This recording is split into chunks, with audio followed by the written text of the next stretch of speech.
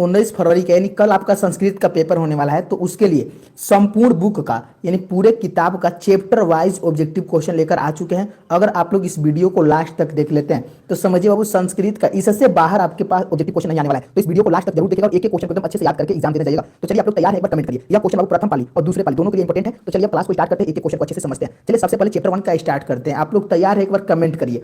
और आप लोगों का एग्जाम जो प्रथम पाली है यानी जो मैथ का एग्जाम है कैसा गया, एक बार कमेंट करिए। तो उम्मीद करते हैं कि सारे बच्चों का मैथ का एग्जाम जो अच्छा गया होगा। तो चलिए बाबू स्टार्ट करते हैं। पहला चैप्टर जो कि संस्कृत का मंगलम पाठ है, इसका जितने भी इंपॉर्टेंट क्वेश्चन है आज हम लोग करने वाले हैं और क्लास को आप लोग लास्ट तक देखिएगा। कौन सा बच्चे क्लास को लास्ट तक देखेंगे कमेंट करिए। चलिए तो पहला आंसर है कि अणु से छोटा कौन है। देखते हैं सबसे ज्यादा कौन बच्चे सही आंसर लगाते हैं। अणु से छोटा कौन है? आकाश, आत्मा, परमात्मा की संसार। याद रखेंगे अणु से जो छोटा है वह आत्मा है। जो बच्चे ऑप्शन बी लगा रहे हैं बिल्कुल सही आंसर है। देखिए सही बच्चों का ऑप्शन बी आ रहा है, बहुत बढ़िया। चलिए अगले क्वेश्चन की ओर चलते हैं। नेक्स्ट क्वेश्चन दूसरा का आंसर लगाइए। क्वेश्चन नंबर 2 कह रहा है कि मंगलम पाठ में कितने मंत्र संकलित है। देखते हैं किनका सही आंसर आता है। मंगलम पाठ में कितने मंत्र हैं? 10 मंत्र हैं कि 8 मंत्र हैं, 5 मंत्र हैं कि 7 मंत्र हैं? याद रखेंगे मंगलम पाठ में 5 मंत्र हैं। यह बहुत ही इंपॉर्टेंट क्वेश्चन है और संस्कृत का जितने भी बुक से क्वेश्चन आने वाले बाबू सब आज की क्लास में देखने वाले हैं। तो इसलिए क्लास को लास्ट तक देखिए और अपने दोस्तों को भी शेयर कर दीजिए। सारे लोग अपने दोस्तों को शेयर कर दीजिए तो और ऑप्शन सी इसका सही हो जाएगा, ध्यान रखेंगे। चलिए अगले क्वेश्चन की ओर चलते हैं। तीसरा क्वेश्चन, क्वेश्चन नंबर 3 कह रहा है कि मंगलम पाठ के रचनाकार कौन है। बताइए तो मंगलम पाठ के रचनाकार कौन है? महात्मा विदुर, महर्षि वाल्मीकि, महर्षि वेदव्यास की कालिदास। याद रखेंगे तीसरा का जो आंसर हो जाएगा ऑप्शन सी हो जाएगा, महर्षि वेदव्यास है। जो बच्चे ऑप्शन सी लगा रहे हैं बिल्कुल सही आंसर है, ऑप्शन सी को याद कर लेंगे। और देखिए बाबू जो बच्चे अभी तक वीडियो को लाइक नहीं किया, एक बार सारे बच्चे एक बार वीडियो को लाइक कर लेंगे। तो चलिए और देखिए चैनल को जरूर सब्सक्राइब कर लेंगे जो बच्चे न्यू स्टूडेंट है, क्योंकि इस वीडियो के बाद हम लोग संस्कृत का सब्जेक्टिव क्वेश्चन देखने वाले हैं और प्लस में ग्रामर का भी ऑब्जेक्टिव लाने वाले हैं। तो इस वीडियो को लास्ट तक देखिएगा और पूरे ऑब्जेक्टिव क्वेश्चन को याद कर लीजिएगा। चौथा कैंसर लगाइए।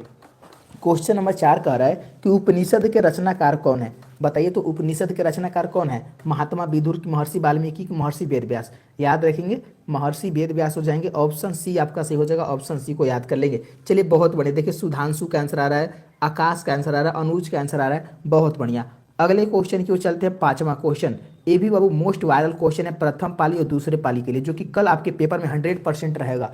तो ब्रह्मा को प्राप्त करने के विषय में बताया गया है। तो ब्रह्मा को प्राप्त करने के विषय में याद रखेंगे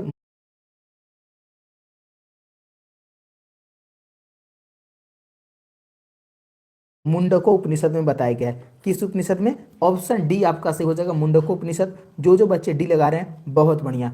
अगले क्वेश्चन को चलते हैं। 6वां क्वेश्चन करें कि जंतु के हृदय रूपी गुफा में क्या स्थित है। कमेंट करिए। देखिए बाबू ये पहला चैप्टर का क्वेश्चन करवा रहे हैं, उसके बाद दूसरा चैप्टर देखेंगे। तो आप लोग क्लास को लास्ट तक देखिएगा। तो जंतु के हृदय रूपी गुफा में क्या स्थित है? तत्व। तत्व कहने का मतलब आत्मा। आत्मा स्थित है, यानी ऑप्शन ए आपका सही हो जाएगा, ऑप्शन ए को याद कर लेंगे। चलिए देखिए शेरनी का आंसर आ रहा है, उसके बाद हर्षित का आ रहा है, सुधांशु का आ रहा है। चलिए पापा की परी का आ रहा है, बहुत बढ़िया। अमन का आंसर आ रहा है। जो बच्चे ऑप्शन ए लगा रहे हैं बहुत बढ़िया। तो बाबू आज कल के पेपर में आप लोग गर्दा उड़ा देंगे कि नहीं संस्कृत में। चलिए पूरा बुक का क्वेश्चन कराने वाले हैं, एकदम आप लोग गर्दा उड़ा दीजिएगा। बस आप लोग क्लास को लास्ट तक देखिएगा तभी आपका गर्दा उड़ेगा। 7 का आंसर लगाइए कि बहती नदियां कहाँ मिलती है। बहती हुई नदियां जो है कहाँ मिलती है? याद रखेंगे बाबू समुद्र में मिलती हैं। ऑप्शन सी जो बच्चे लगा रहे हैं बिल्कुल सही आंसर है, ऑप्शन सी को याद कर लेंगे। अब देखते हैं अगले क्वेश्चन की ओर।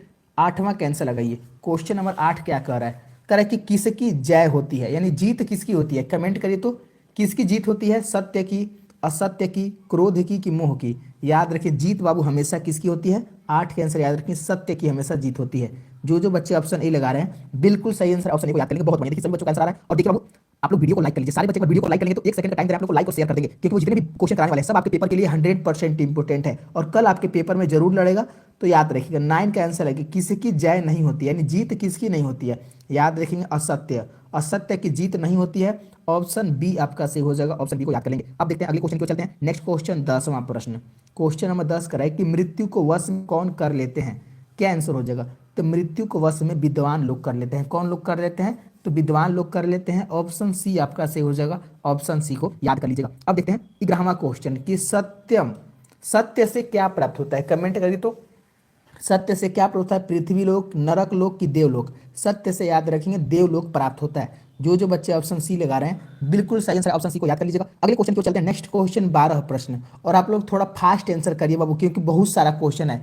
ज़्यादा से ज़्यादा हम लोग क्वेश्चन करेंगे तभी आपके पेपर में लड़ने की संभावना है, क्योंकि अब इस टाइम बहुत पेपर हार्ड दे रहा है और कहाँ बुक से कहीं से भी क्वेश्चन उठा दे रहा है। तो इसका ध्यान रखिए, पूरा बुक को देखना पड़ेगा। 12 के आंसर लगाइए कि देवलोक का मार्ग किससे प्राप्त होता है। तो देवलोक का मार्ग जो है ना सत्य से प्राप्त होता है। जो बच्चे ऑप्शन ए लगा रहे हैं बिल्कुल सही आंसर ऑप्शन ए को याद कर लेंगे। और देखिए बाबू आप लोग ध्यान दीजिएगा, जो बच्चे न्यू स्टूडेंट हैं जो अभी तक चैनल को सब्सक्राइब नहीं किया जरूर कर लेंगे, क्योंकि जितने भी आज बुक का क्वेश्चन है, सब करवाने वाले हैं, उसके बाद ग्रामर का करवाने वाले हैं। तो अगर ग्रामर दिक्कत है आप लोग का तो चैनल को भी सब्सक्राइब कर लेंगे। जो जो बच्चे कर लिए हैं प्यारा सा दिल बनाएंगे ताकि आपका पूरा ऑब्जेक्टिव कंप्लीट हो पाए, क्योंकि संस्कृत बाबू 50 ऑब्जेक्टिव क्वेश्चन आपको लगाने होंगे 100 में से। तो कौन कौन बच्चे 100 में से 50 ऑब्जेक्टिव लगा कर आएगा एक बार कमेंट करिए। तो चलिए, अगर आप लोग इस वीडियो को लास्ट तक देख लेते हैं बाबू तो समझिए आपका संस्कृत में 50 ऑब्जेक्टिव क्वेश्चन आराम से बन जाएगा। करे परमात्मा की महिमा का वर्णन किस में किया गया है? याद रखेंगे 13 का आंसर हो जाएगा ऑप्शन बी, ईश्वारेश्वर उपनिषद में किया गया है। ऑप्शन बी को याद कर लेना है, बहुत बढ़िया। देखिए जो जो बच्चे ऑप्शन बी लगा रहे हैं बिल्कुल सही आंसर है। अगले क्वेश्चन की ओर चलते हैं, 14 प्रश्न। क्वेश्चन नंबर 14 कह रहा है कि आत्मा के गुण रहस्य की किसमें व्याख्या की गई है? कमेंट करिए तो। आत्मा के गुण रहस्य की किसमें व्याख्या की गई है? कंठोपनिषद में, ईश्वारेश्वर उपनिषद में, श्वेताश्वर उपनिषद की मुंडको उपनिषद में? तो याद रखेंगे 14 का आंसर हो जाएगा ऑप्शन ए, कंठको उपनिषद में किया गया है। ऑप्शन ए आपका सही हो जाएगा। ये सब क्वेश्चन आपके लिए बहुत ही इंपॉर्टेंट है क्योंकि ऐसा ही क्वेश्चन आपके पेपर में आने वाला है। 15 का आंसर दीजिए। देखते हैं सबसे पहले किसका आंसर आता है कि उपनिषद की संख्या कितनी है। कमेंट करिए तो उपनिषद की संख्या कितनी हो जाएगी? 109 की 108 है?